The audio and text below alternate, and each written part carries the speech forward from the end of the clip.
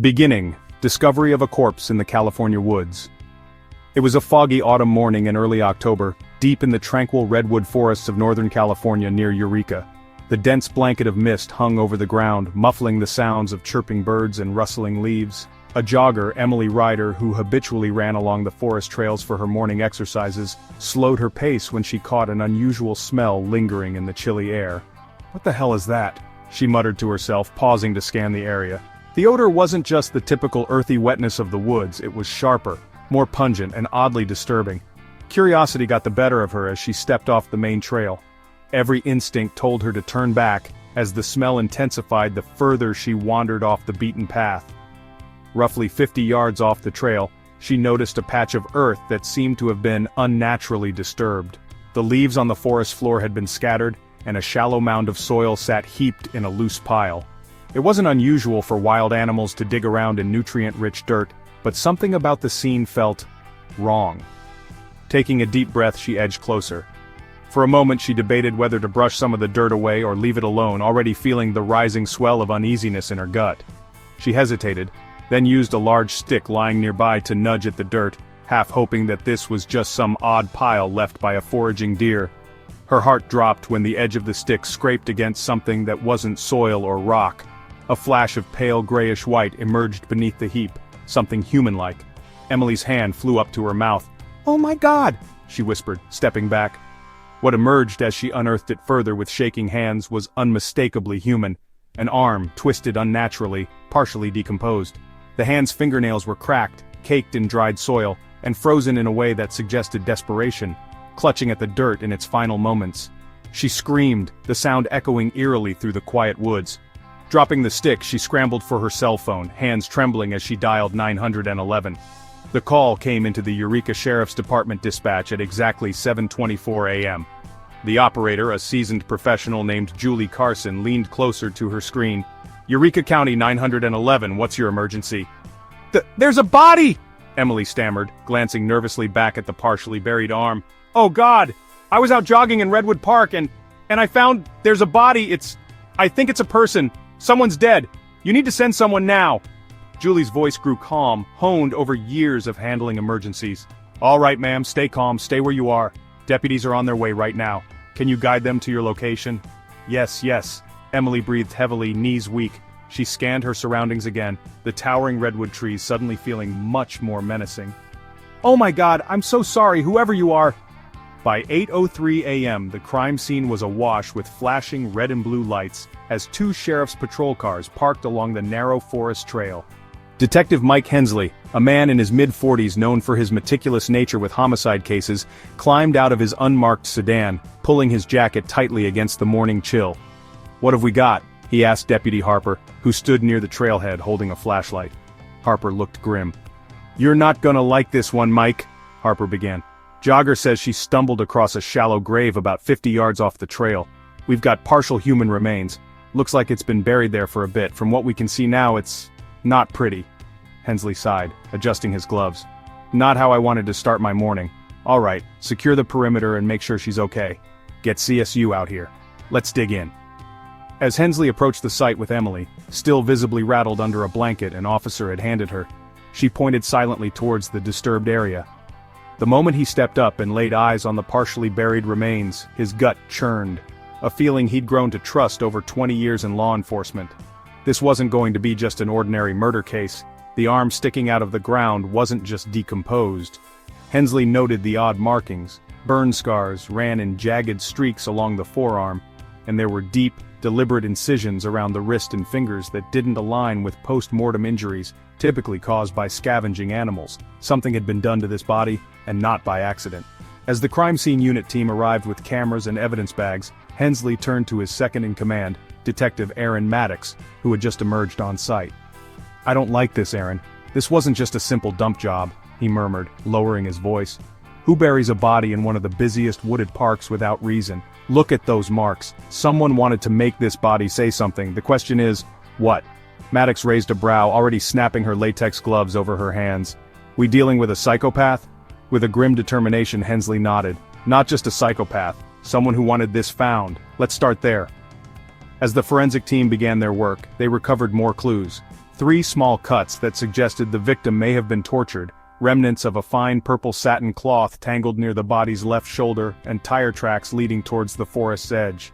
A single diamond earring was discovered nestled in the disturbed soil, not consistent with the typical belongings of someone in life-threatening circumstances. Hensley knelt beside the scene, picking up the cloth with tweezers held steady in his practiced fingers. "Purple satin," he murmured, passing it to Aaron. "This isn't something you find at the local brick-and-mortar store, is it?" Aaron frowned as she inspected it. "No, this is high-end. Whoever our victim was and whoever left this, they were playing in the upper echelons." Hensley rose, scanning the haunting redwood canopy framing the crime scene. "This isn't just murder, it's a message. This is someone who knows what they're doing, and they want us to come looking." First clue: the high-end satin fabric. It was mid-morning when Detective Mike Hensley returned to the station, the eerie silence of the forest still clinging to his senses. His jacket and boots were still damp from the fog, but his mind didn't care. He strode directly toward the forensics lab on the second floor, holding a transparent evidence bag in his hand. Inside, a piece of purple satin fabric hung loosely, its edges frayed and darkened with what appeared to be dried blood. "Lisa!" Hensley called out as he entered the lab. "Tell me you've got something for me." Lisa Jefferson, the head forensic analyst, leaned over her high-powered microscope at the far end of the room. She didn't look up, her blonde ponytail bobbing slightly as she worked. "Morning, Detective. I'm running preliminary tests as we speak." Hensley walked toward her workstation, placing the evidence bag on the counter with a soft thump. He crossed his arms and stared at her expectantly. "Tell me about the fabric we're dealing with," he demanded. Lisa finally glanced up, removing her gloves carefully. "All right, Mike. Let me start by saying this isn't something you find in just any department store clearance aisle. The fabric is satin, but not just any satin. It's top tier, the kind used in luxury fashion brands. See this weave here?" She pointed to an enlarged digital image on her nearby monitor, showing the glossy threads of the fabric in magnified detail. "This is double-warp satin, extremely expensive and durable, not something your average Joe can afford." Hensley frowned, glancing at the evidence bag. "So, high-class stuff, what are we talking about? Designer clothing, nightgowns, what's common with this kind of material?" Lisa leaned back in her chair, tapping her fingers on the desk while she thought it over. "It's often used for things that are meant to stand out. Formal dresses, jackets with luxurious linings, custom-made accessories. Based on the size of the piece we have, it looks like it could have been part of a garment. Possibly a sleeve or a decorative scarf." Hensley rubbed his chin thoughtfully. "You're confident this fabric doesn't come cheap?" "Confident?" Lisa snorted lightly. "Mike, I'd bet my next paycheck this fabric costs more than your whole wardrobe combined." Hensley smirked faintly. "Thanks for the confidence boost, Lisa." Later that day, Hensley called a meeting with Detective Aaron Maddox in one of the station's briefing rooms. The two pored over a series of photographs displayed on the wall, most notably zoomed-in images of the satin fabric. "We're officially putting this fabric on our most wanted list," Hensley began, his humor dry but his tone serious. "Lisa made it clear we're dealing with something straight out of a high-end catalog." Maddox tilted her head as she looked at one photo of the fabric under blacklight. "And the bloodstain? Confirmed human?" "Yep," Hensley replied, leaning on the edge of the desk. "They're still working on the full DNA analysis, but Lisa says it's not animal blood, so we can probably rule out roadkill or anything innocent in nature." Maddox shrugged. "All right, let's spitball for a minute, Mike. Who's walking around a redwood forest carrying a piece of fabric like this? We're talking a very specific type of person here, someone with money, style, or maybe a job that involves luxury materials." "Exactly," Hensley said, pointing to her. "It's not every day you come across satin this expensive. My guess? Whoever this belongs to isn't your average forestry worker or campground enthusiast." Maddox thought aloud, her expression sharpening with concentration. Could it belong to the victim? Maybe they had some fancy clothing ripped during the incident, or it could be from the perp, someone who's into the high life but doesn't mind getting their hands dirty. Hensley tapped his pen against the table, falling silent for a few beats. "Here's the kicker," he finally said. "Based on Lisa's analysis, this isn't just any off-the-rack luxury fabric. It might have been custom designed, tailored. We could be looking at something tied to a specific manufacturer." Maddox raised her eyebrows. "That's your window, huh? Trace it back to a designer?" "Bingo," Hensley said. "We cast a net around luxury retailers, tailors, boutiques, any place that deals with this level of material. Nobody stitches satin for a reasonable price." Maddox leaned back in her chair, crossing her arms. You're looking for a needle in the most expensive haystack imaginable. The next day, Hensley and Maddox drove to an upscale boutique in downtown San Francisco that Lisa had flagged based on her fabric analysis. The exterior of the shop was polished glass, displaying mannequins draped in shimmering gowns under soft golden lights. "Welcome to another world," Maddox muttered as they stepped inside. The air smelled faintly of lavender and leather. A small, prim woman behind the counter approached them, a professional smile on her lips. "Good afternoon. Can I help you find something?" Hensley flashed his badge. The woman's polite smile faded slightly. "Detective Hensley, we're investigating a case and need some information about a specific type of fabric. Mind giving us a hand?" The woman adjusted her scarf nervously. "Of course, I'll help however I can." Hensley pulled the evidence bag from his jacket pocket, holding it up. "Take a look at this. Recognize the material?" She studied it, squinting slightly in thought. After a moment, her expression shifted, her mouth opening in recognition. Oh yes! That's satin from the Amethyst Dusk collection. Very exclusive. One of our private suppliers carried it last fall. It was custom made for a client or two. Mind if I check our sales logs?" Maddox's expression remained cool, but she exchanged a sharp glance with Hensley as if to say, "We might be onto something." The clerk returned minutes later holding a sleek tablet. "Here we are. A shipment of this satin was sold to a designer working up in Los Angeles. They specialize in evening gowns and accessories. I'd have to check further to get specifics, but it's definitely not sold casually." "Anything about the clients buying items from that shipment?" Hensley pressed. The woman hesitated, then lowered her voice as though afraid to breach some invisible line. "Well, there was someone who ordered multiple garments recently. A woman, very commanding. She had a thing for purple, always requested pieces with matching satin." Hensley's jaw tightened.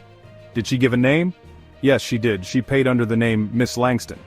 But I doubt it's a real name, that's common with VIP customers." Maddox scribbled the name down quickly. "Miss Langston," she repeated. "Describe her." The woman hesitated, but eventually replied. "She was tall, maybe in her early 40s, and well put together. She always wore jewelry. Oh, and she had this air, like she owned every room she walked into." As they exited the boutique, Hensley couldn't shake the lead they'd uncovered. He tossed a glance Maddox's way. A possible suspect buys custom satin, loves purple, and suddenly this exact fabric shows up on a victim in our case. Expanding the investigation, the secret party.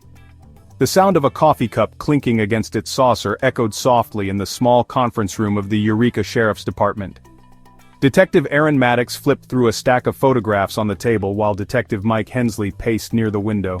The late afternoon sunlight streamed in, highlighting the exhaustion etched into their faces. "So, let me get this straight," Maddox began, gesturing toward a pinboard covered in messy, hastily scribbled notes and photos of potential victims. "We have at least 3 confirmed disappearances, all of them young men, and all of them linked to this mysterious secret party in the hills, but no hard evidence that ties these parties directly to the murders." "That about sums it up," Hensley muttered, rubbing the back of his neck. He stopped pacing and leaned against the edge of the table, folding his arms. "All we know is that these young men were contacted in social settings, bars, lounges, maybe even clubs, and lured into these invite-only events. That's where the trail goes cold." Maddox frowned, picking up one of the photographs. It showed a smiling young man who couldn't have been older than 26, posing with a drink in hand. Ethan Page, 27, went missing after telling his friends he'd been invited to some exclusive party in the outskirts of the city. That was 3 months ago. No body, no leads. Just his last message to a buddy saying, "This is gonna be the night of my life." "Does that sound like someone expecting to disappear? Or get murdered?" Hensley added bluntly. "Look at these guys, Maddox. They're not thugs, criminals, or people mixed with shady dealings. They're regular city kids, clean-cut, good-looking, big dreams, but somehow, that makes them prime targets. And the only connecting thread is this damn secret party narrative." Maddox leaned back, tapping the photo against her palm. "These events, they're not popping up on Facebook or Instagram like some influencer yacht party. They're under the radar, ultra-exclusive. So the big question is, who has the connections and the resources to organize these kinds of gatherings without leaving any digital footprint?" Hensley extended his hand, pointing toward the lead scrawled across the board in red marker, "The Elite." "My gut tells me we're dealing with someone, or, comfortably perched at the top of the social ladder, people with money, influence, and enough power to operate in the shadows. These parties aren't just casual mixers, they're hunting grounds. Maddox's head shot up, her green eyes narrowing suspiciously. Hunting grounds? You think they're scouting victims at these parties? Exactly, Hensley replied. Think about it, a secluded party, far from public oversight, alcohol, lavish entertainment, promises of opportunity. They create this environment that feels almost too good to be true, and once you're in... He paused, his lips pressing into a hard line. Well, it becomes clear why they're invite only. By the time the clock struck 8 o'clock that evening, the conference room had filled with a buzz of fresh energy. 2 younger detectives, Roman Ortiz and Kelly Daniels, entered with takeaway coffees and a laptop balanced precariously between them. I think we've got a lead, Ortiz began, placing the laptop on the table and opening a series of tabs. One of our confidential informants in Sacramento mentioned hearing whispers about a private gala being hosted out near the foothills of Sierra Nevada in 3 days. It fits the profile, exclusive invite, attendees vetted by reputation. Did your CI mention a host? Maddox asked, leaning forward eagerly. Daniels shook her head. Nope. The only details he got were vague, something about the party being organized for select clientele. But he did overhear someone drop a name, you'll love this, the Lavender Society. She clicked to a tab displaying a black and white flyer. No location, no times, just an address to RSVP and the words Lavender Society, Maddox repeated. Subtle. Almost sounds like a social club or fundraiser group meant for rich socialites. That's what makes it beautiful, Hensley said darkly. Throw in a posh brand name, promise exclusivity, and make it sound harmless. Who's going to think twice about attending something so cultured? Ortiz cleared his throat, breaking the moment. Here's the thing. I made some calls to match venues near the address on the RSVP. Guess what's located there? He clicked over to an aerial map, zooming in on a sprawling mansion tucked into a private estate. This place isn't just any mansion, it's owned by a holding company tied to one of our earlier leads. Guess what else? What? Maddox asked, her voice sharp with anticipation. It just so happens that said property owner has recently been flagged for irregular financial activity. We're talking $100,000 wire transfers, all neatly disguised as entertainment costs. Daniels crossed her arms. Wait, are we about to accuse a luxury home entertainment tycoon of being a serial killer or accessory to murder? You can call it whatever you want, Hensley replied, but if the trails line up, that mansion might be where everything's gone down. Later that night, Maddox and Hensley sat in a sleek black sedan, parked just outside a bar frequented by young professionals in downtown San Francisco. They were watching their newest informant, a wiry 23-year-old named Travis, who claimed he'd once been invited to one of these secret parties, but bolted last minute after feeling uneasy about the hosts. Travis sipped nervously from a soda, occasionally glancing toward their car. Do you think this kid knows more than he's let on? Maddox asked. Hard to say, Hensley muttered, adjusting his collar. He seems genuine enough. If anything, he's scared shitless. People don't back out of luxury events unless they catch a whiff of danger. A few minutes later, Maddox's burner phone buzzed. Their contact inside the bar texted. Purple, Maddox said pointedly, putting her phone down. Where there's smoke, there's fire. The detectives tensed, as a man in his mid-40s, impeccably dressed, leaned against the bar next to Travis. The two conversed briefly, the man handing Travis a sleek black card before walking toward the exit. Did you see that? Maddox hissed. Yeah, let's make sure we get it, Hensley replied, already pushing his door open. They approached Travis outside the bar, who quickly handed over the card. He invited me to a party, he stammered, voice shaking. Said it'd be worth my while. Look, I don't want any trouble. Hensley turned the card over gingerly. On the back, gold-embossed letters spelled out, "This just became personal," Hensley said quietly. The detectives walked away from Travis with grim expressions, the high-end invitation gleaming under the glow of the streetlights. Time to RSVP, Maddox muttered. And crash a killer's party, Hensley finished. Discovery of the Central Mansion. The early morning sun had barely risen over the hills of Sonoma County, when Detective Mike Hensley rolled to a stop in front of the department's visitor parking lot. He stepped out of the unmarked SUV with a steaming coffee cup in one hand and a thick manila folder in the other. Waiting for him near the entrance was his partner, Detective Aaron Maddox, who stood leaning against a railing, scrolling through her phone. You're early, Maddox quipped without looking up. Hensley smirked, handing her the folder. The sooner we pin down this mansion, the sooner we figure out what the hell is going on up there. Maddox flipped open the folder, her eyes scanning over aerial photographs of a sprawling estate nestled deep in the hills. The mansion was enormous, a grandiose structure surrounded by acres of perfectly manicured lawns, towering hedges, and a decorative wrought iron gate at the property line. "This is it?" Maddox said, raising an eyebrow. "That's the one," Hensley confirmed, taking a long sip of coffee before continuing. "Records show it's part of a shell corporation that owns several properties up and down the Pacific coast. This one, tucked away so deep in the woods it doesn't even show up on basic real estate listings." Maddox frowned, tapping at a printout of the address. "And the paper trail? It all goes back to one of their LLCs?" "Correct," Hensley said, leaning in to point at a name scrawled near the header of the page. "Here's the kicker. The listed manager of the LLC is some nobody without any substantial assets or paper trail to his name. It's a classic front. The real owner? Probably our elusive Miss Langston, or, as we now know, the woman who's been coordinating these secret parties." "Jesus," Maddox muttered, flipping to the next page. "And let me guess, this place hasn't seen a tax visit or city inspector in decades, right?" "Not a single one," Hensley replied grimly. "Completely off the radar. And you want to know what's worse? When we pulled up the recent delivery logs, private shipments going here, there's 0 listed items, just unmarked containers and ambiguous invoices." Maddox glanced at her partner. "So, you're telling me a mansion the size of a football field in the hills of wine country is basically invisible to everyone but the people who need it to disappear strangers?" Hensley gave her a half smirk. "Couldn't have said it better myself. I'd bet my badge this is ground zero, Maddox. The center of the spider's web. The real question is..." He paused, tossing his empty coffee cup into a nearby trash bin. "What exactly goes on behind those gates?" The 2 detectives gathered at the operations room later that morning, joined by detectives Roman Ortiz and Kelly Daniels, who had been tasked with gathering more intelligence about the mansion. "All right," Maddox started, standing in front of the pinboard where she pinned up the aerial image of the estate. "This estate, owned by one of our phantom LLCs, has been flagged as our prime suspect location. It's not just another vacation home, it's the hub, the venue where the so-called private parties have been taking place." Daniels raised her hand slightly, interjecting. "We dug a little deeper into its records. Guess what else? Some of the missing men's credit card histories showed transactions suspiciously close to this place. A gas station nearby, a small-town diner billing them for pickup orders." Wait, Ortiz said, leaning forward in his chair.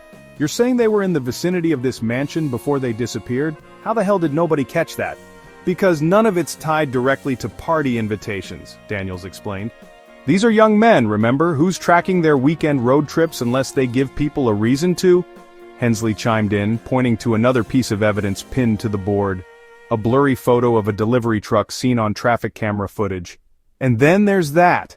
This truck made 2 late-night trips to the mansion just 2 days before Ethan Page went missing."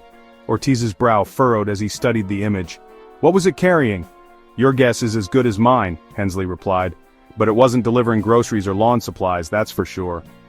By mid-afternoon the team had pooled together enough probable cause for a physical reconnaissance of the property.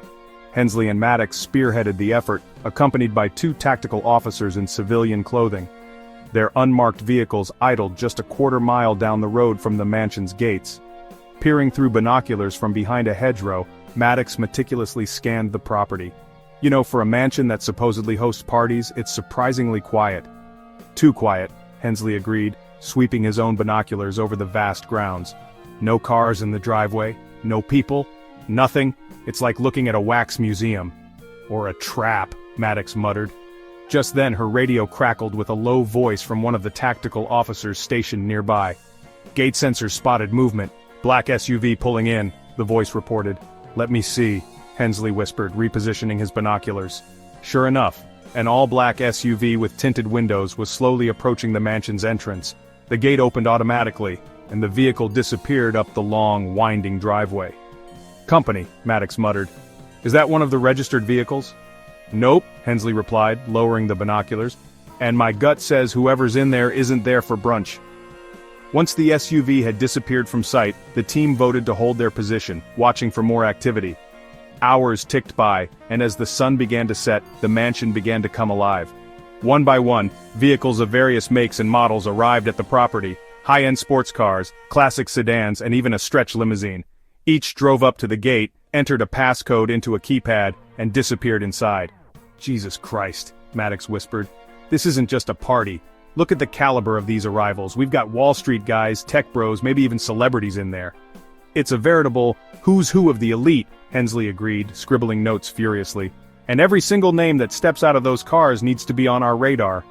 Yeah, Maddox murmured, staring through the binoculars as a man in an expensive suit adjusted his cufflinks before disappearing into the mansion. Because chances are, one of them is holding hands with the devil. By the time night fell, the team had enough visual intelligence to begin drawing connections between attendees and confirmed disappearances. Hensley's phone buzzed in his pocket. It was Lisa Jefferson from the forensics lab. "Mike," Lisa's voice came through the line. "We got a match." Hensley stiffened. "Go on." "The DNA from that piece of satin, it matches one of the confirmed victims, Ethan Page, and there's a secondary profile. It's a woman's DNA. We're running it now." Hensley's jaw tightened. He glanced at Maddox, his voice firm as he ended the call. "Let's go. This mansion just got promoted from suspect to probable crime scene." "What's the plan?" Maddox asked. Hensley smirked grimly. "First, we watch. Then, we bring the entire goddamn house down." Unveiling the conspiracy, the chain of disappearances. Detective Aaron Maddox slammed a stack of files down on the conference room table, startling Hensley and the two junior detectives, Ortiz and Daniels. Her usually composed face was rigid with frustration, green eyes blazing. "All right," she said sharply, flipping open the top folder. "Let's piece this together. Every last horrifying detail. How do we have over a dozen missing men all fitting similar profiles, and no one connects the dots until now?" Hensley leaned back in his chair, rubbing his temples. "Because these guys didn't go missing all at once, Maddox. They disappeared across multiple states over a span of 2 years. Scattered locations, unnoticed patterns. Who's going to assume it's all linked?" "I'll tell you who should have assumed," Maddox snapped. "All of us. Look at these damn profiles." She grabbed a photo from the file and held it up. Connor Hayes, age 25, business grad with student loans and a promising interview lined up. Vegas trip with friends, goes missing after leaving a nightclub, texting a buddy about some exclusive after-party he was invited to. She slammed the photo down, grabbing another. Evan Morales, age 22, college soccer star, disappeared leaving a cocktail rooftop event in New York City. Same story, enticed to some so-called lavish mixer. Friends say it had to do with high-profile types. Another slam. Andrew Wu, age 24, top-tier graphic designer. Last seen entering a rideshare on the east side of Chicago after bragging about snagging an invite to a VIP gala downtown. Ortiz folded his arms and leaned forward, the weight of the cases starting to settle in his expression. "It's the same MO every time, the lure of exclusivity. These guys usually post about it beforehand. They're stoked, biggest night of my life vibes, and then, nothing, total radio silence." "Exactly," Maddox said, pacing now, unable to keep still. "Young, ambitious, attractive men, guys who are just starting to make their mark. And what happens? They're swept off to God knows where and vanish." She gestured to the wall cluttered with timelines and red string. "Look at this. These events span the entire country. San Francisco, Chicago, Miami, New York, Vegas. No location overlap except for one thing." Hensley nodded, his voice low. "These damn secret parties." Daniels clicked her pen as she reviewed notes in her lap. "All right, but what's the motive? I mean, is this about status, money, sex trafficking, some sick cult? Why go across the country grabbing guys from every corner?" Hensley interjected, his voice heavy. "Not trafficking at this level of precision. These events aren't about selling anyone. If this group were in it for money, we'd see ransom demands or stolen wallets, and there's been zero financial movement from their accounts after they disappear. This isn't crime built on need. This is crime built on want." Maddox paused her pacing. "Want," she repeated. "Something deeper, something darker." The room went quiet for a moment, the silencing haze of realization settling in as the weight of the theories stacked against them. Suddenly Ortiz broke the silence. "Look, these aren't just victims, they're trophies. That's what all this exclusivity screams to me. Whoever's organizing these parties, maybe they're handpicking targets. You said it yourself. Clean-cut, ambitious, good-looking guys, they're looking for something specific." Daniels nodded slowly. "Almost like they're curating a guest list, huh? And these men? They're not leaving because they're drunk or passed out. They're leaving these people. Whoever's hosting these parties has charisma, power, enough to reel them in voluntarily." Maddox crossed her arms, her mind sharp with thought. Power's one thing, but it's they're selling that seals it. These invites, these events, they're showcasing something irresistible to these young guys. Opportunity, status, luxury. Whatever they're baiting them with, it's convincing enough for them to follow strangers into the abyss. "We're not dealing with amateurs," Hensley said, sitting forward, his voice calm but razor-edged. "They're good at hiding. Look at the evidence, or lack of it. No bodies after 2 years. No theft or tampering of the victims' accounts. The crime scenes? They're spotless or non-existent. This group, it's calculated." Daniel started flipping through a compilation of victim profiles. Okay, so victims all match the same demographic, young, ambitious, charming in some way, and drawn in by this idea of invitation-only parties. What we need is to tighten the timeline leading up to their disappearances. What do these guys have in common? They get swept up? Maddox grabbed a red marker and approached the timeline on the whiteboard as she spoke. That's what we've been missing. The common thread isn't the parties, it's how they're chosen and contacted. Social media, networking events, mutual connections. Ortiz snapped his fingers. Bingo. You remember Travis last night? That informant who got handed an invite outside a bar? There's no way some random guy in a blazer just to pull him aside. He was scouted. Maddox spun to face Ortiz. Exactly, they're scouting. These party hosts aren't pulling names out of hats. They know these guys. Who they are, what they're worth, what they want most. They're studying them. Daniels furrowed her brows. But how? Surveillance? Word of mouth? What's their funnel? Hensley stood up, sliding his chair back as he grabbed a felt-tip pen. I'd bet half these setups are done online. Look at how easy it would be to curate a list through LinkedIn profiles, modeling portfolios, Instagram accounts. These guys are practically advertising themselves for the pickings. Future entrepreneur, life of the party, self-made hustler. It's messed up, Ortiz muttered, tapping his foot nervously.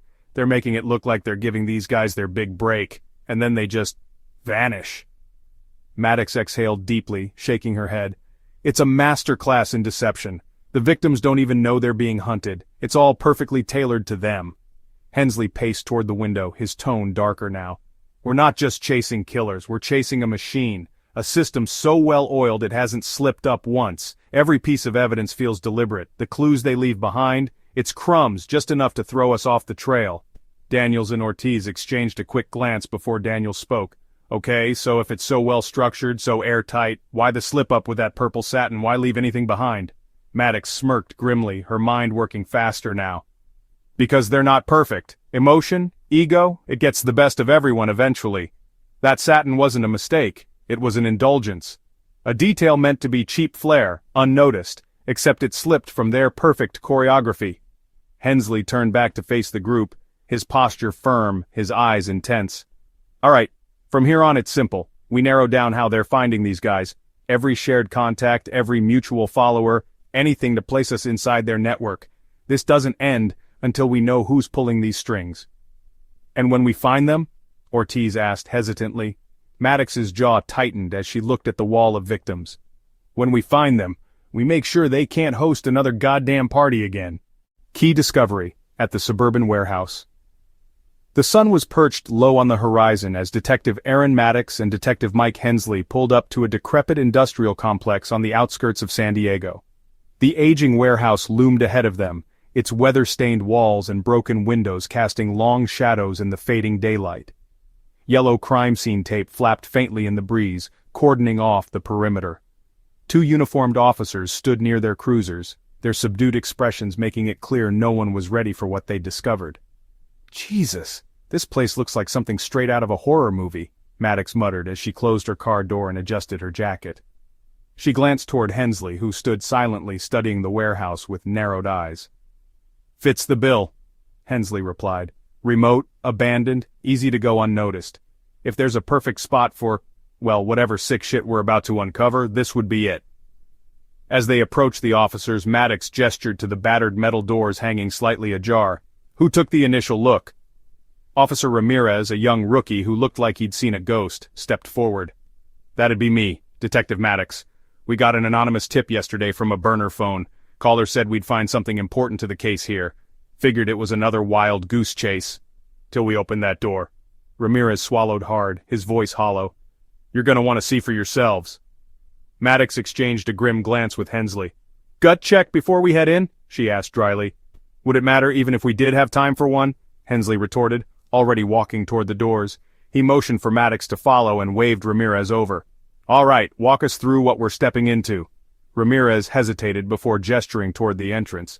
First thing we noticed was the smell, even before we opened it, chemical, sterile but still sickly. Once we got inside we found, Let me just show you.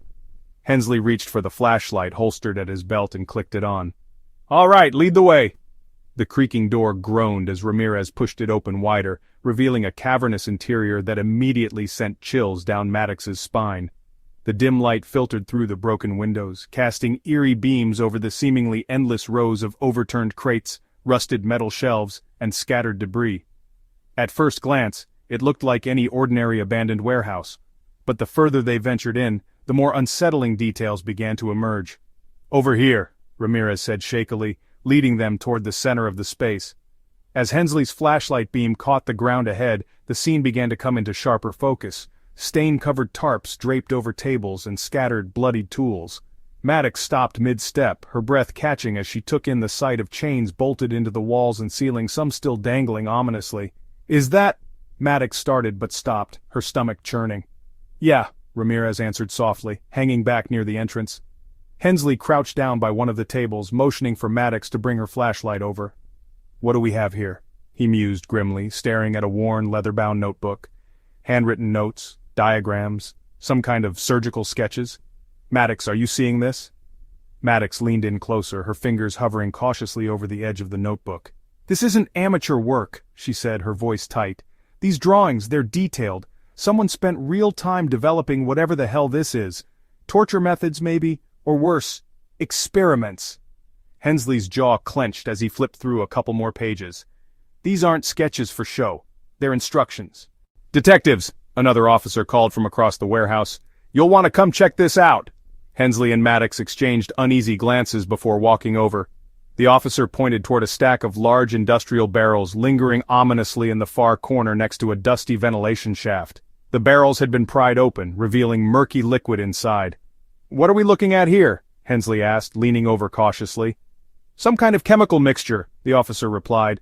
Smells like industrial cleaner. Lab tests are already en route, but judging by the markings scratched into the sides of the barrels, we think it's acid. Maddox's stomach turned as she stepped back. Acid, as in body disposal? Possibly, Hensley muttered, grim. They're not carting these out here for fun. Whoever's been using this place, they didn't just want their victims dead. They wanted them erased. Within minutes, another shout rang out from a group of officers near the far wall. Maddox and Hensley followed the sound to find a storage closet that had been forced open. The officers stepped aside to let them in. Maddox's breath caught again as she flipped her flashlight over the contents. Bundles of what appeared to be clothing lay in a jumbled pile, dress shirts, jeans, sneakers, and even leather belts. But they were stained and damaged, some with jagged tears sliced through them. Sitting atop the pile was a sleek black suit jacket embroidered with a faint purple monogram. Hensley reached out to lift the jacket with his gloved hand.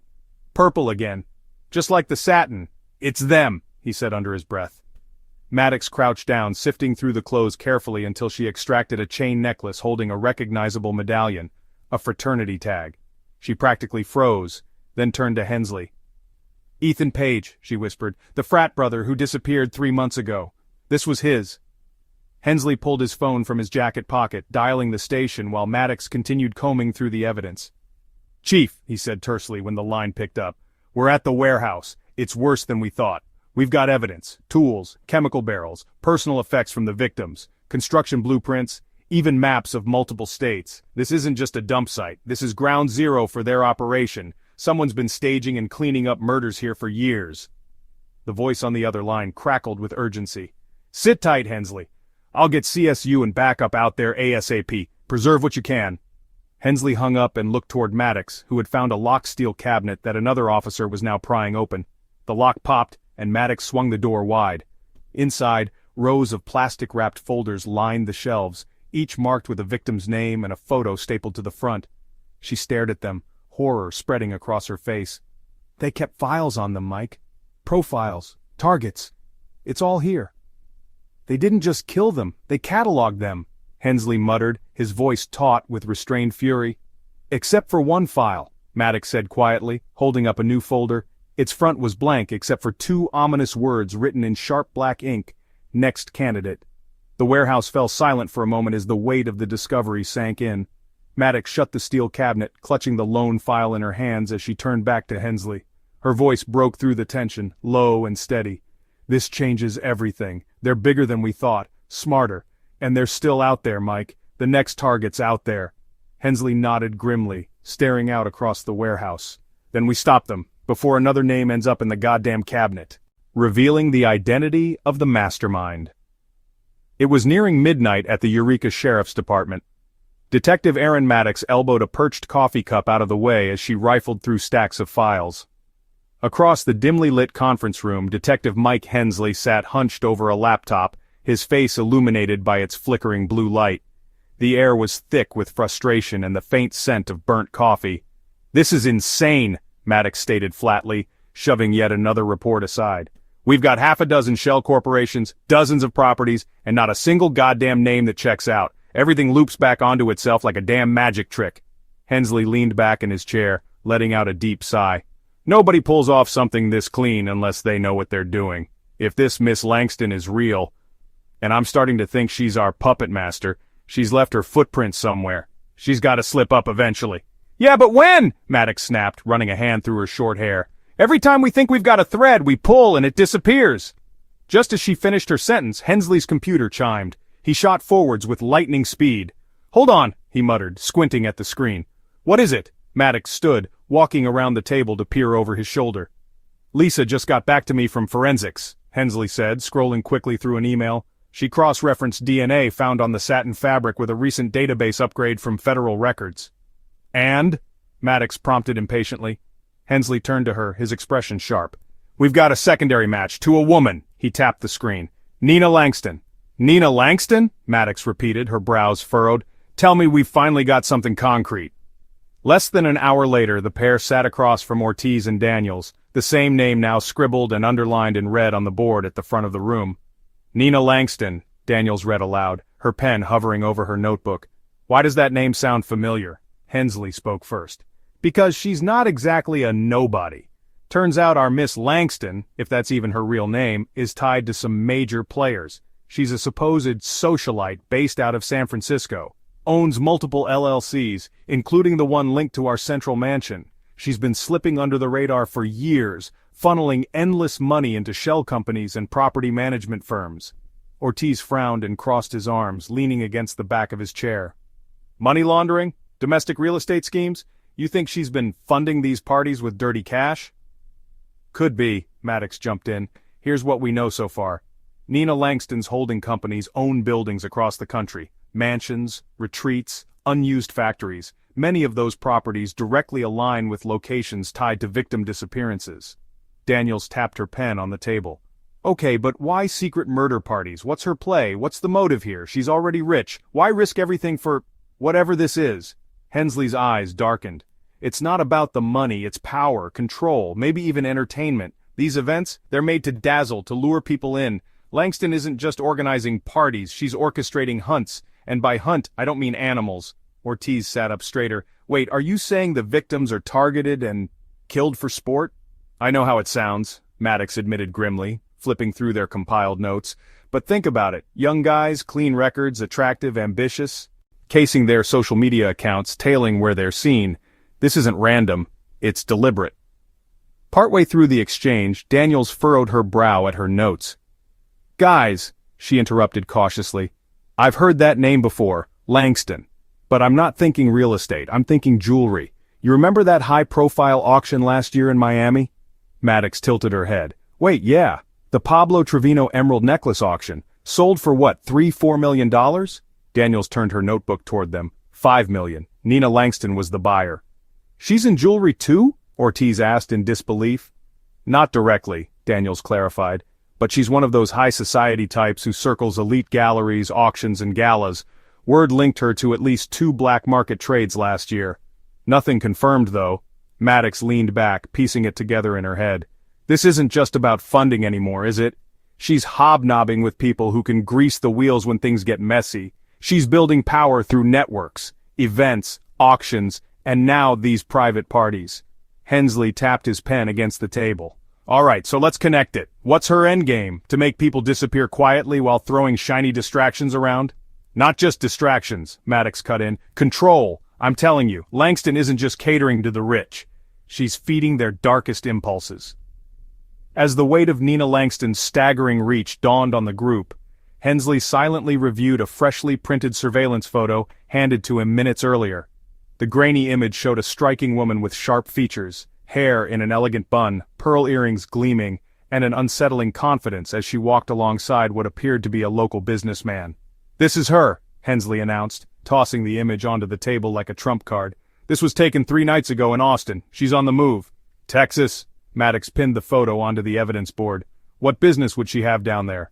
"Maybe planning another event," Ortiz suggested, "or tying up loose ends." "Or," Daniels began skeptically, "maybe she's finally feeling the heat and getting ready to vanish." Maddox couldn't hide her annoyance. "And we're just sitting here letting her walk free while we try to figure out her damn schedule?" "She's not walking free for long," Hensley replied calmly. "I've already got one of our tech guys combing through financial logs on her properties and connections. If Langston's trying to slip away, she'll leave a trail of breadcrumbs." By dawn, Maddox and Hensley had enough to move. They informed the captain of their findings, requesting an emergency warrant to seize records and surveil key members of Nina Langston's inner circle.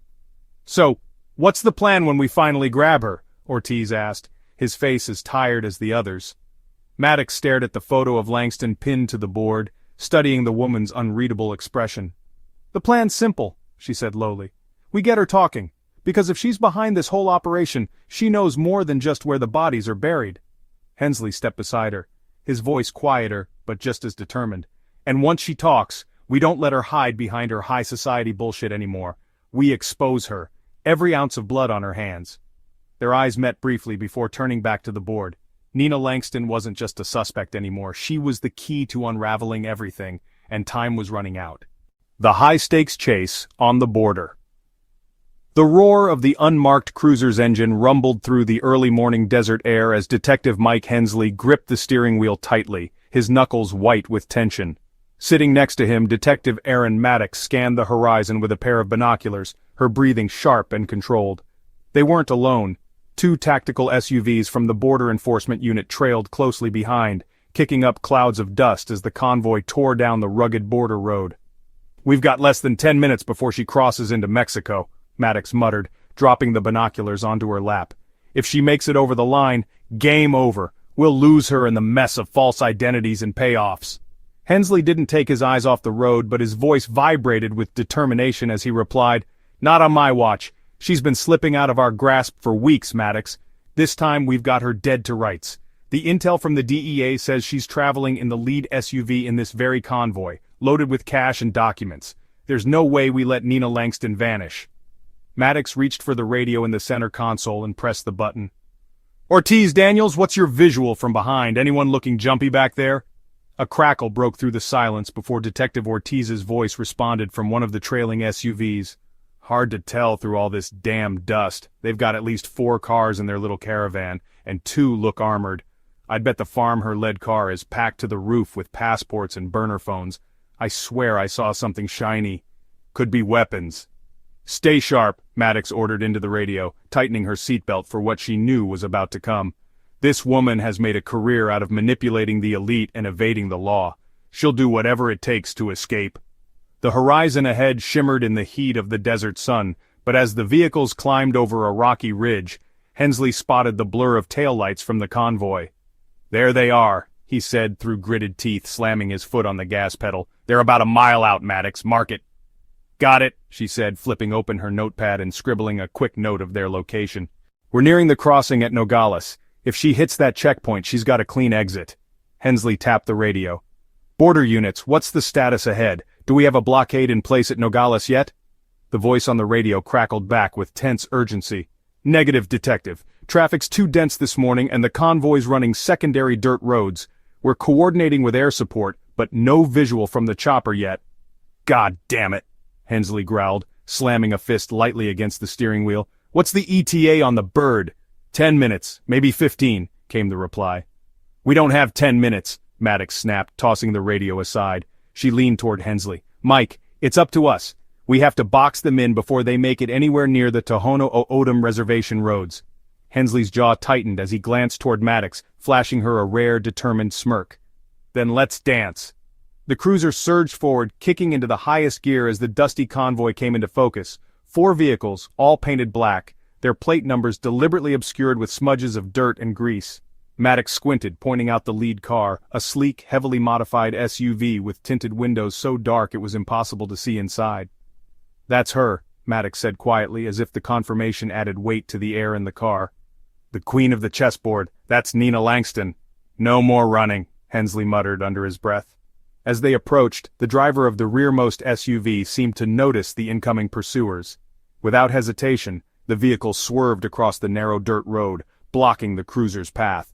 Hensley slammed the brakes to avoid a collision, dust and gravel erupting under the tires. "Jesus!" Maddox shouted, bracing herself against the dashboard. "They're stalling," Hensley snapped. "They think they can play chicken. Ortiz, Daniels, cover me. Take the left flank and get ready to engage. Maddox, hold tight." The radio buzzed with Ortiz's voice. "Got it, detective. On their 6. The trailing SUVs split formation, with Ortiz and Daniels veering off to the left to try to flank the convoy. Meanwhile, Hensley gunned the accelerator, forcing their cruiser directly toward the obstructing vehicle ahead. "You're not scaring me off," Hensley muttered, his tone cold and resolute. Maddox's hand instinctively reached for the Glock holstered on her thigh, her eyes darting between the lead car and the one attempting to stall them. "Mike, we're sitting ducks out here. If they're armed, this could get messy real quick." "Let them try," Hensley replied without hesitation. "They want us to back off. They don't know we're just as desperate as they are." As the moments stretched into what felt like an eternity, the blocking SUV suddenly swerved off the road, its driver apparently deciding to avoid a head-on collision. Hensley didn't miss a beat, gripping the wheel and veering the cruiser back onto the main trail. "Coward!" he muttered, adrenaline surging, but the lead car was still gaining distance. Maddox grabbed the radio again and barked into it. "Ortiz, Daniels, status!" Ortiz's voice was rough with urgency. "One blocking car down, we're clear, but the lead SUV is hauling ass. Looks like they've got an entire escape plan mapped out." "Not if we get to them first," Maddox growled. Then, just when it seemed like the convoy might slip away, a dark shadow passed over the road ahead, the Border Patrol helicopter. "This is Air Support 1, a measured, authoritative voice declared over the radio. "We've got eyes on the lead vehicle. Looks like they're preparing for evasive action at a side road near kilometer marker 73. Hensley seized the radio. "Stick with them, Air 1. They're carrying our main target, Nina Langston. Do not let them out of visual." Maddox leaned out slightly, squinting up at the chopper hovering in the distance. "Well, that just turned the tide." "We're ending this now," Hensley said, determination dripping off his every word. He slammed his foot on the gas pedal, closing the distance between their cruiser and Langston's lead SUV. The chase was no longer about tactics, it was personal. Up ahead, Langston's SUV swerved violently, trying to lose the pursuers by veering off into barely visible trails where the desert grasses thinned, offering small, jagged detours. But the helicopter didn't blink, its spotlight piercing down like an all-seeing eye. "They can't outrun us," Maddox said, clutching the side handle tightly. "She's out of options." The lead SUV suddenly slammed on the brakes, sending a plume of gravel into the air. Hensley barely avoided rear-ending the vehicle, swerving just in time as the doors of the SUV burst open. Figures in dark suits stepped out, clearly armed. "Shit," Maddox hissed, unholstering her weapon and undoing her seatbelt in a rush. "They're making this a standoff!" Hensley skidded the cruiser to a stop, throwing the car into park before grabbing his shotgun. Not for long. The desert air crackled with tension as Maddox and Hensley stepped out behind their doors for cover, weapons raised and ready.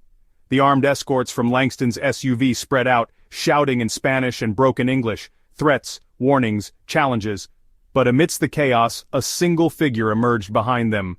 Nina Langston, cool, collected, dressed in an impeccably tailored black suit, her silver earrings catching the faint light of the setting sun. Her hands were empty, no weapons, but the icy smirk on her face was sharper than any blade. "Well, detectives," Langston called out, her voice calm yet laced with venom, "you certainly know how to ruin a perfectly planned exit." "Hands up! Face down on the ground!" Maddox yelled, her voice hard with authority as she stepped forward. Langston tilted her head, that smirk never wavering. "And what happens if I don't?" "You'll find out," Hensley said, his shotgun unwavering as he stepped closer. "You've run out of options, Langston. It's over." For a moment, Langston simply stood there, unbothered, as if this had all been some kind of game. Then, almost as if to spite them, she slowly raised her hands and smiled. "Oh, detective," she said softly, "the game's just getting started." Langston was in custody, but Hensley and Maddox both knew this wasn't over. Not by a long shot. Discovery of a secret burial site in the Oregon woods. The dense canopy of the Oregon forest stretched out like an endless sea of dark green as Detective Mike Hensley's boots crunched over twigs and scattered leaves. The thin sunlight filtering through the towering evergreens barely touched the mossy ground, casting long, eerie shadows ahead. Behind him, Detective Erin Maddox followed closely, her flashlight already drawn despite the mid-morning hour. "You sure about this tip?" Maddox asked, the hesitation in her voice clear. "This place feels like something straight out of a Grimm Brothers nightmare." Hensley didn't look back. "Anonymous caller, said we'd find something we wouldn't forget." He paused, scanning the trees ahead. These types of tips don't come in randomly. Someone knows something. Ahead, two uniformed officers stood by the edge of what appeared to be a shallow clearing, their faces pale against the backdrop of the dark woods. One of them waved the detectives forward, stepping gingerly over the uneven ground. "This is the spot," Officer Harper said, his voice unusually quiet. "We marked it off, but, be prepared, it's bad." Maddox arched a brow. "I get paid for bad. How bad are we talking?" Harper swallowed visibly, his Adam's apple bobbing. "You'll see." Hensley's boots crunched louder as he stepped into the clearing, his gaze snapping to the disturbed patch of earth at its center. The smell hit immediately, an unmistakable mix of damp decay and something sharper, fouler. Maddox raised a hand to her nose instinctively. "Jesus!" Maddox muttered, her flashlight beam sweeping over the uneven dirt. It paused on what looked like a bone, slick with mud, partially exposed from the soil. "You seeing this, Mike?" Hensley crouched down, brushing the loose soil aside with the back of his gloved hand. What emerged sent a shiver up his spine, a badly decomposed arm, brittle and pale, like something out of a horror movie. "Yeah," Hensley said grimly, "I'm seeing it." "What's the count?" Maddox asked, getting her flashlight closer without getting too close herself. Harper motioned toward the far side of the clearing, where additional mounds of earth were flagged with fluorescent markers. "At least 5 separate plots so far, could be more. CSU hasn't even gotten through all of them yet." Maddox exhaled sharply. 5? "At least," Harper echoed. "Buried at varying depths. Shallow though, whoever did this didn't care much about hiding them completely." "They wanted them found," Hensley murmured, his eyes narrowing. "Or at least they didn't give a damn if someone stumbled into it eventually." A few minutes later, the forensic team arrived, their wagon crunching down the old dirt trail leading into the forest. Dr. Lisa Jefferson, the lead forensic pathologist, stepped out with her kit and immediately put on gloves. "Hensley Maddox!" Lisa greeted, her tone serious as she glanced at the clearing. "So, this is it?" "This is it," Hensley confirmed, stepping aside to let her approach the nearest marked site. Lisa knelt next to the exposed arm, her movements slow and deliberate. She let out a low whistle. "Decomposition significant. Based on what I'm seeing from the dermal layers, some of these bodies have been here for months, maybe longer. Temperatures out here probably slowed the decay." "Any initial thoughts on cause of death?" Maddox ventured. Lisa squinted as she shifted the exposed limb slightly with her forceps. "Too early to say for sure, but..." She gestured to deep, deliberate slashes that ran down the length of the arm, jagged and uneven. "These aren't post-mortem. This person suffered before they died." Maddox glanced at Hensley, her expression hardening. "Torture?" "Could be," Lisa admitted grimly. "Or something ritualistic. We won't know for sure until we get them back to the lab." "Great," Maddox muttered, standing and surveying the forest around them. "Because this whole scenario wasn't creepy enough already." Nearby, a CSU technician working one of the flagged sites called out, "Detectives, you'll want to see this." Hensley and Maddox approached quickly, stepping through the soft, damp ground with care. The tech was kneeling over a particularly shallow grave where the edge of a plastic bag had been unearthed. Inside, something glinted faintly under the light of their flashlights. "What is that?" Maddox asked, leaning in as the tech carefully pulled the bag free. The tech held it up cautiously, the contents becoming clearer. A stack of weathered Polaroid photos, their edges yellowed with age. The top photo showed a young man, smiling awkwardly at the camera with what looked like a dense forest behind him. "What the hell?" Maddox murmured, taking the bag from the tech and inspecting the next photo. These aren't just random photos, these are mementos." Hensley's jaw tightened as he studied the stack. "You're saying whoever did this was keeping trophies?" Maddox nodded slowly, flipping through the images. Each photo depicted someone new, different men, all young, smiling, oblivious. "These are our victims," she concluded, her voice colder now. Lisa had stepped over by now, holding a pair of tweezers with what appeared to be a fragment of cloth, purple, faintly stained with blood. "And this," she said, holding it up for the detectives to see, "matches the material found at the mansion site." "Purple satin," Hensley said under his breath. "It's them!" "The same operation," Maddox agreed, pacing now as the pieces began sliding into place. "They kill these men, they bury them here, and they leave behind whatever can't be traced, but they're getting sloppy. That purple satin isn't just incriminating, it's personal. This isn't about random murder, Mike. This is a statement." "A statement to who?" Hensley asked, his tone edged with frustration. "They've already got the power. They're not hiding anymore. This burial site? This ain't even subtle." By the time dusk began falling over the woods, the entire scene had turned into a flurry of extraction, photographing and cataloging. Maddox stepped aside near the edge of the forest, leaning against a tree and watching as technicians worked under floodlights. Hensley joined her, folding his arms. "This isn't going away quietly," Maddox said after a moment. "Not with this many bodies, not with the way they were killed. Once this leaks, the whole country's going to be watching." "That's what they want," Hensley replied, his tone low.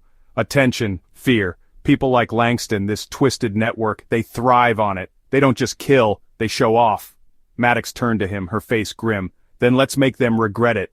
Hensley nodded, his expression hardening. "Step 1, get these bodies back, Idaho, every single one of them. Step 2, shut them down before there's another goddamn clearing like this one." "Step 3? Maddox asked sardonically. Hensley looked her dead in the eye. "We catch her, and we make sure she never sees daylight again." The infiltration plan.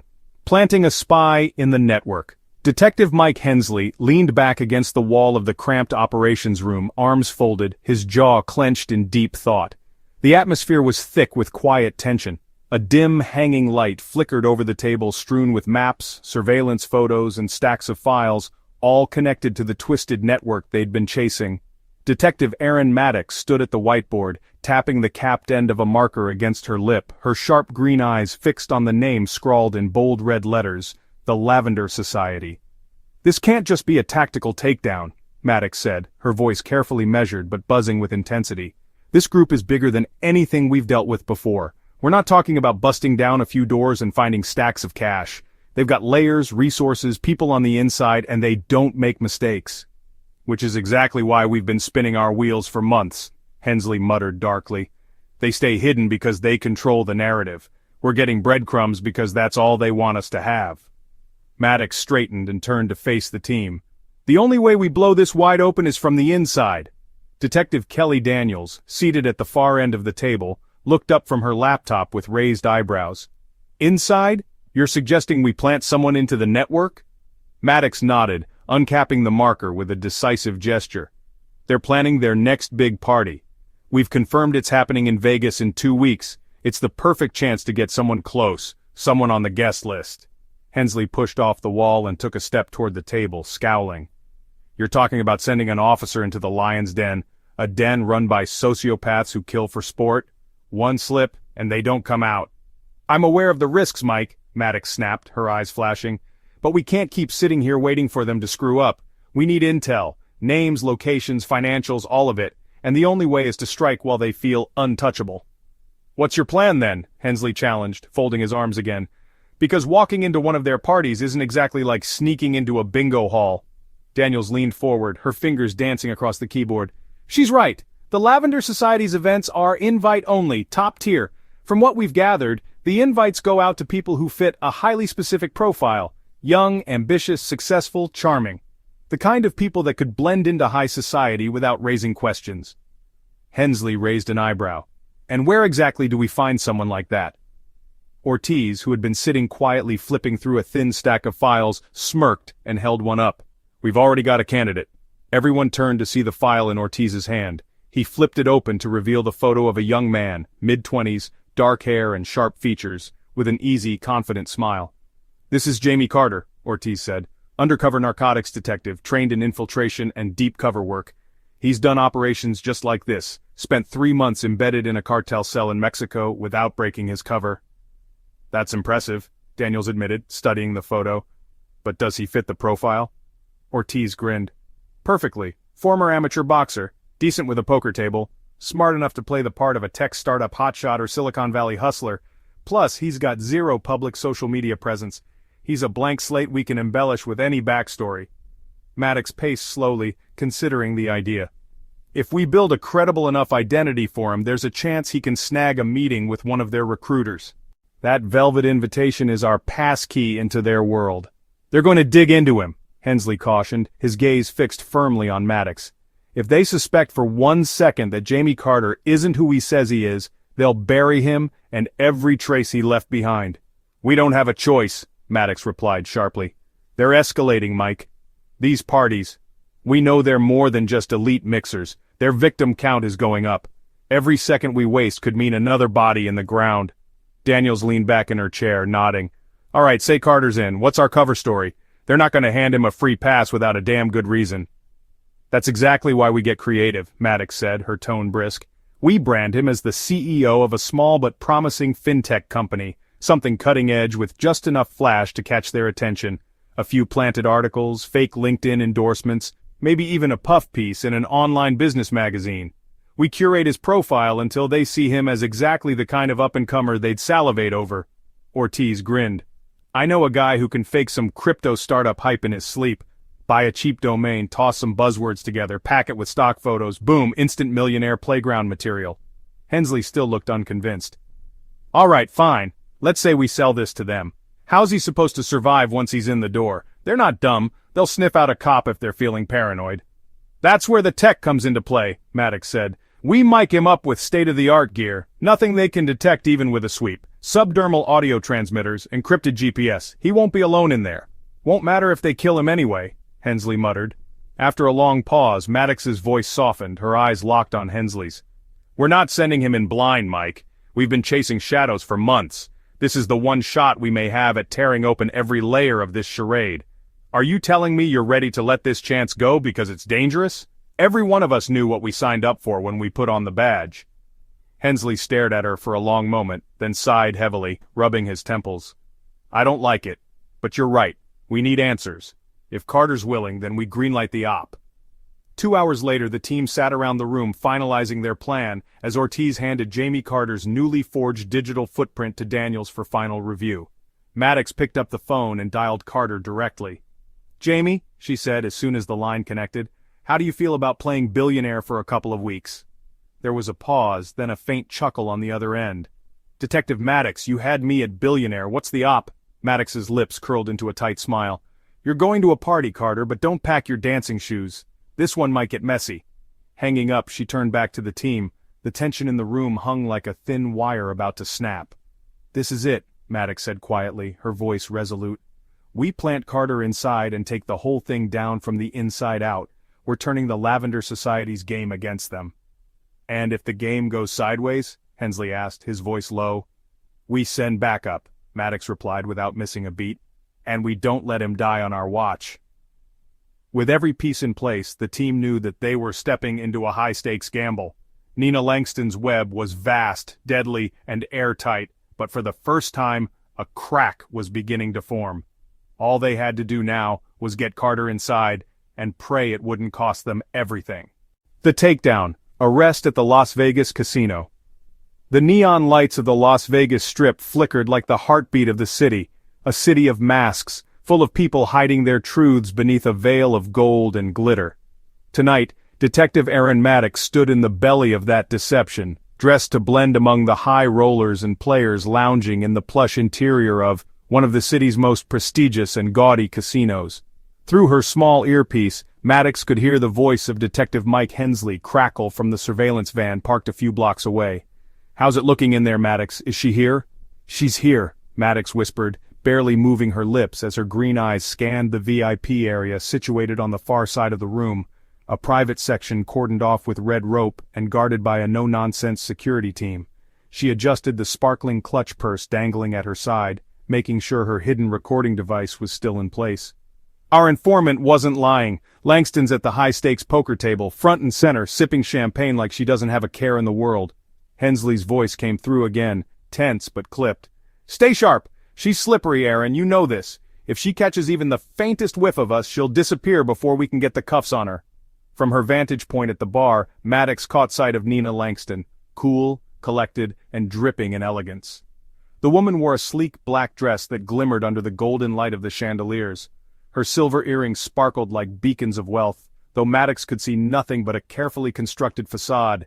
Langston held her cards against her chest with the precision of someone who played for dominance, not just chips. Around the table were two wealthy businessmen, a Hollywood actress, and a tech CEO Maddox recognized from a profile they'd pulled earlier in their investigation. Langston was in her element. "She doesn't even look nervous," Maddox muttered under her breath. "I'm telling you, Mike, this might be our only shot. She's too careful and she's on the verge of slipping into thin air again." Another voice broke into the comm line. Detective Kelly Daniels, stationed at the casino's loading dock with a tactical team. "We've got the exit covered. No vehicles coming or going. The second she steps outside, she's ours." "Good," Hensley replied curtly. "Maddox, stick to the plan. Let's not spook the bird before it's caged." Maddox straightened her posture, slipped her hand into her clutch, and withdrew a shimmering silver casino chip. She walked with an air of casual confidence toward the VIP area, flashing her chip at the guard who stepped aside without a word. Crossing over into the private section, she could feel the weight of Langston's presence as she approached the poker table. All around her, drinks were flowing, chips were being tossed, and golden laughter floated through the air, but she knew this entire atmosphere was rotting at its core, all centered on one woman. Langston glanced up, her sharp gray eyes meeting Maddox's for a fleeting moment before returning to her cards. "I don't believe we've met," Langston said smoothly, her voice like honey laced with poison. Maddox forced a smile as she slid into an empty chair at the table. "I don't believe we have. Name's Rachel." It wasn't her real name, but it was the one the operation had assigned for her casino tour persona. She gestured to the pile of chips at the center of the table. "Mind if I join? The stakes look captivating." Langston smiled faintly, the kind of smile that held secrets and dismissed lesser players. "Be my guest," she said, motioning toward the dealer. As Maddox reached for her chips, she discreetly observed Langston's movements. Her every gesture was deliberate, every glance calculated. If Maddox hadn't known better, she might have believed Langston was genuinely enjoying herself here at the Olympia. But she knew the truth. Langston was here to complete the final leg of a deal that would see her disappearing overseas, never to face justice for the string of murders, disappearances, and horrors that her operation had wrought. "Hensley," Maddox murmured into the hidden mic as she made a play at the table. "She's relaxed, but I don't think it'll last. We've got to move fast. Word on the floor is she's meeting someone within the hour in the casino's penthouse suite. It's got to be her buyer or one of her partners." Hensley's voice came through with a burst of energy. "Then we coordinate now. Daniels, mobilize the team. I want that penthouse secured and the elevators locked down. If her contact shows, we bag them both." Daniels responded immediately. "We're already moving. I've got 2 plainclothes officers acting as floor staff near the elevators. She's not going anywhere." As Maddox played along at the table, she suddenly spotted one of Langston's guards whisper into her ear. Langston's smile flickered ever so slightly, and she placed her cards face down on the table. "Excuse me, everyone," she said with a gracious nod, rising smoothly from her chair. "The dealer will finish my hand for me." Maddox stiffened, her fingers tightening around the stem of her champagne glass. "She's moving," she whispered into the comms. "Looks like she's heading toward the elevators now." "Stay with her," Hensley commanded. Maddox ditched the poker table as casually as she could, weaving through the VIP section to tail Langston from a safe distance. She watched as Langston slipped through the lavish casino, her bodyguards flanking her like shadows.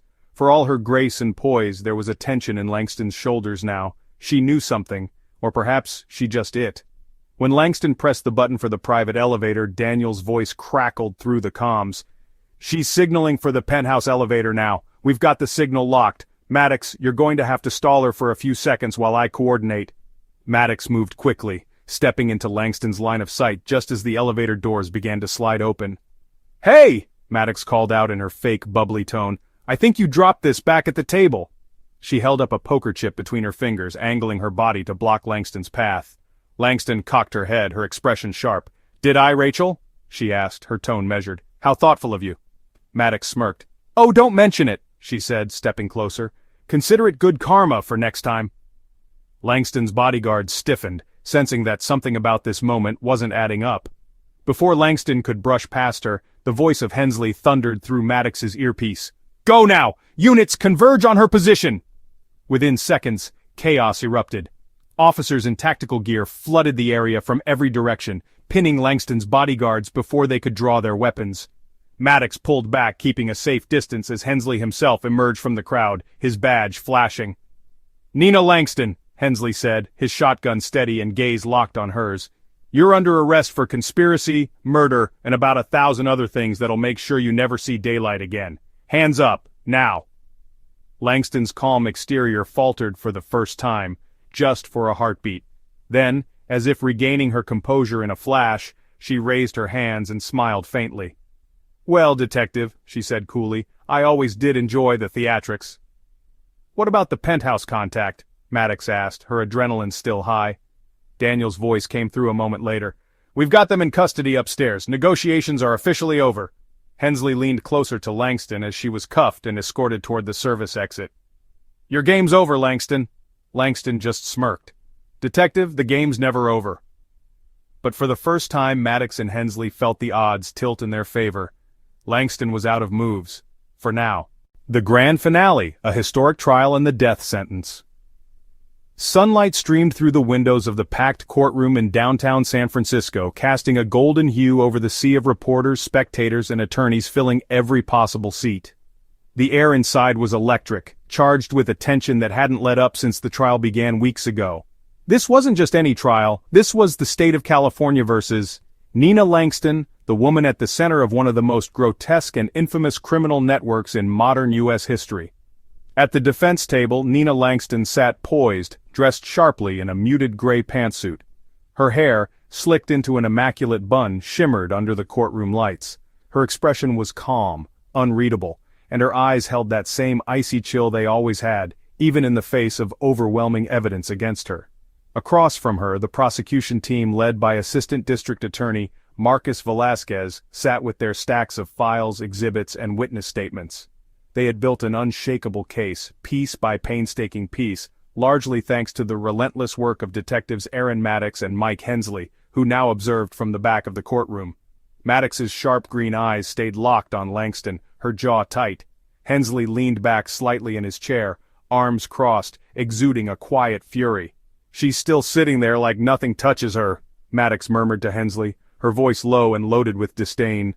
"That's her game," Hensley replied, not taking his eyes off Langston. "Cool, composed. She thinks she's untouchable, like this whole courtroom is just theater for her amusement. Let's hope the jury wipes that smirk off her face," Maddox said, her tone cutting. At the front of the courtroom, Judge Serrano gavelled for order, silencing the background murmur that had been building. "Court will now reconvene," he said with authority, shifting his glasses slightly as he reviewed his notes. "This is the final day of testimony. Closing arguments will follow shortly after." With that, the prosecution rose, led by ADA Velasquez, who walked confidently to the center of the room. Standing before the jury, he displayed a calm conviction that had carried him through the trial. "Ladies and gentlemen of the jury," Velasquez began, motioning slightly toward Langston at the defense table. "Over the past 6 weeks we have walked you through each horrific act orchestrated by this woman. We've shown the extent of her greed, control, and utter disregard for human life. It should be clear by now that Nina Langston didn't just create a criminal network, she built an empire, a system designed to exploit, torture, and ultimately murder dozens of victims. She did this with precision, resources, and the unwavering belief that she was beyond accountability." He paused, briefly letting the weight of his words linger in the air. "But today," Velasquez continued, his voice rising slightly, "we are holding her accountable. For the victims buried in secret forests, for the lives shattered by her barbaric hunts, and for every family who never got their chance to say goodbye. The evidence speaks for itself, and now we ask you, 12 ordinary citizens, to deliver the justice these victims deserve. This is not only about Nina Langston. It's about sending a clear message that power and wealth cannot protect people like her from facing the truth." His impassioned statement earned a few supportive nods from members of the jury. Maddox adjusted in her seat, allowing herself a faint glimmer of hope while Velasquez finished his final points and returned to the prosecution table. When the defense's turn came, Maddox's hand unconsciously tightened around the edge of the bench. John Rayner, Langston's high-profile defense attorney, stood, buttoning his dark jacket and gliding to the center of the room. "Members of the jury," Rayner began, his voice smooth and full of practiced decorum. "The prosecution has painted a vivid picture, a dramatic, almost cinematic narrative about my client. They've shown you gruesome photos, played on your sympathies, and dragged her name through the mud. But let me remind you, our legal system is rooted in evidence, not conjecture, not emotions. He turned slightly to Langston, who met his gaze with calm confidence. The allegations against Miss Langston are outrageous, built on circumstantial evidence and the testimony of unreliable, pressured witnesses. The prosecution claims she's a puppet master, orchestrating atrocities like some villain out of a crime novel. But where are the first-hand accounts? Where's the video evidence? They have no smoking gun, ladies and gentlemen. They have speculation and coincidence, and that is not enough to sentence someone to death. He let his voice drop slightly, leaning in toward the jury's box. Ask yourselves, has the state truly proven, beyond a reasonable doubt, that Nina Langston is guilty of these crimes? Or has their desperation to find a scapegoat clouded their judgment? As he returned to his seat, Maddox resisted an urge to roll her eyes, muttering under her breath to Hensley, "Scapegoat? She is the damn goat." Hensley smirked faintly but stayed quiet, his focus pinned on how the jury was absorbing everything. The hours dragged as the courtroom moved into closing arguments. Reporters typed feverishly from the media section, their blunt keystrokes echoing in the otherwise tense chamber. When both sides finally rested their cases, Judge Serrano issued detailed instructions to the jury before sending them off to deliberate. Maddox and Hensley stepped outside into the bright afternoon sunlight, the warm Nevada air hitting them like a wave. "Think they'll do it?" Maddox asked, crossing her arms as she leaned against a concrete pillar. "They'll do it," Hensley replied confidently. 24 witnesses, DNA, financial trails all leading to her. It's airtight, not even her silver-tongued lawyer can slip past that.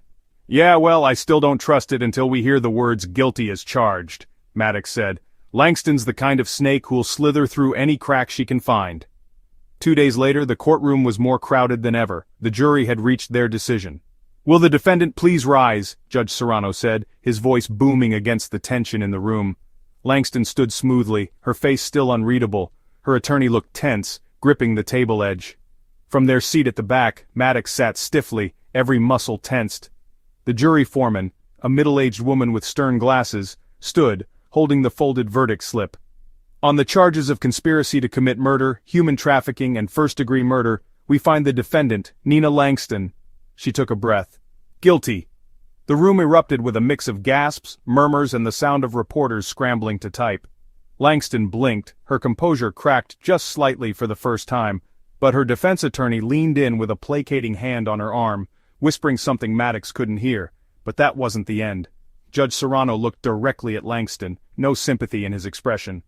"This court orders the penalty of death. Miss Langston, you will spend your remaining days in custody awaiting execution, and may you reflect on the lives you took."